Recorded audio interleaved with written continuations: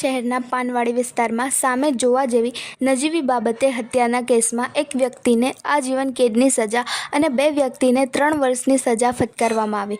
2 વર્ષ પૂર્વે ભાવનગર શહેરના પાનવાડી ચોકમાં સામે જોવા જેવી નજીવી બાબતે એક યુવાન ઉપર 6 જેટલા શખ્સોએ જીવલેણ હુમલો કરતા યુવાનનું મોત નીપજતા આ બનાવ હત્યામાં પરિણમ્યો હતો।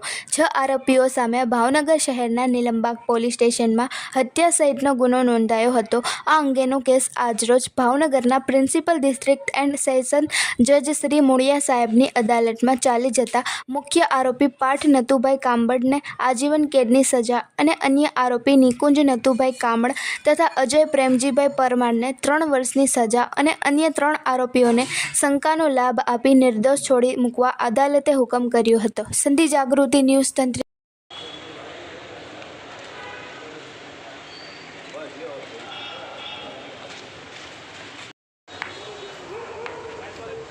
Chalo, ni te dejas, no, pa. Irán, paso,